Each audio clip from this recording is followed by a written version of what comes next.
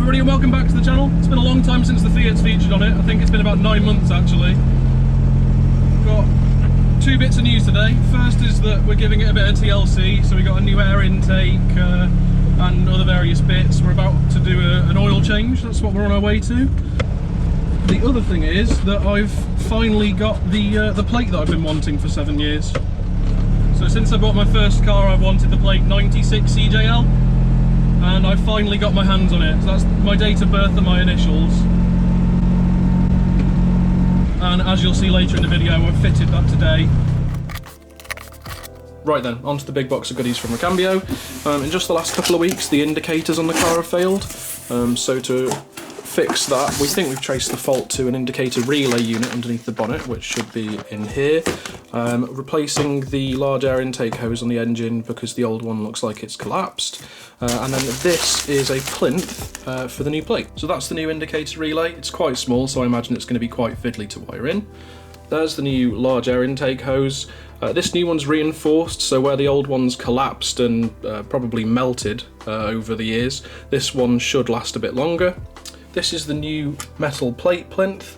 It comes from Recambio with all the bits that you need to fit it, and happily, because the new plate is smaller in length than the old one, I'm now able to fit my chrome surround and make it look a bit more like an original Italian car. So I just need to drill through my plate and get that fitted. Plates are done by Tippers, who did the last lot of plates that I ordered. They always do a great job and a really nice quality finish. So these are their MG Ital size plates, 11 by 3 at the front and 11 by 8 at the rear. And same as the front, I can finally fit the chrome surround, so it should look more authentic.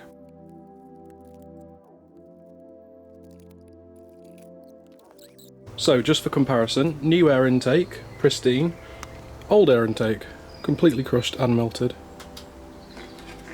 I guess that's what 20 years sitting on a car does to it.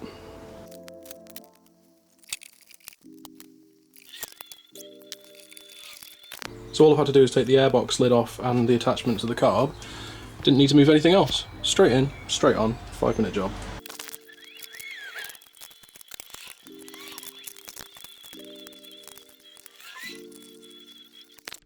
So, job done.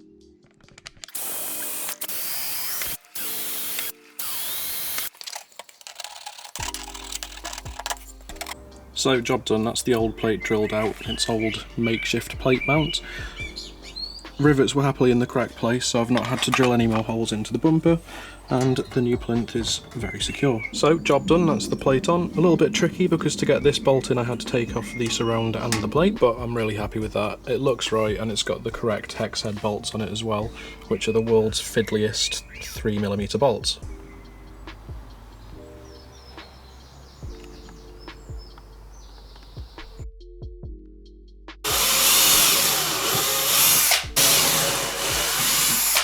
So front plate done and onto the rear. I've taken off the engine lid for easier access. I've started to put the plate on, but the issue is that the engine cover is convex, so it's not a flat surface to put the plate onto, and obviously if you bolt in one side, the other end then pops up and vice versa.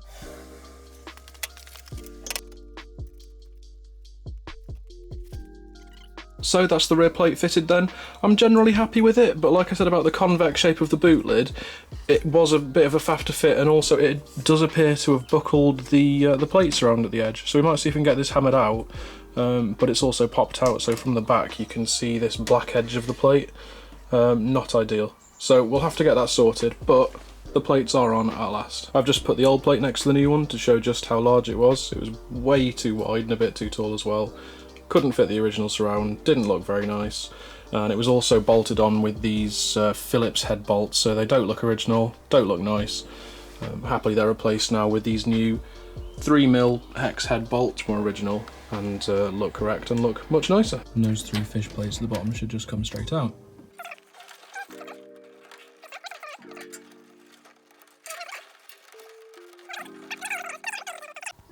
Right, we've replaced the indicator relay, and that's not solved the problem with the indicators not working. Just going over each of the lights to check if there's any wiring issues or bulb issues or something that's causing it. I won't bore you with all of that, but it is a good opportunity to have a look in and check if there's any rust or other issues. It's a pleasant surprise that the car actually appears to be really solid.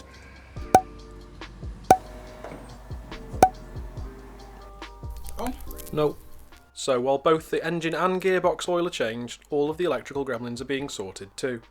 Car shows are starting up again soon, and I'll be taking the Fiat to as many as I can. I've booked my first show on the 31st of May, so another video will be coming very soon after that bank holiday Monday. Please subscribe to see that when it goes live, and as always, thank you very much for watching.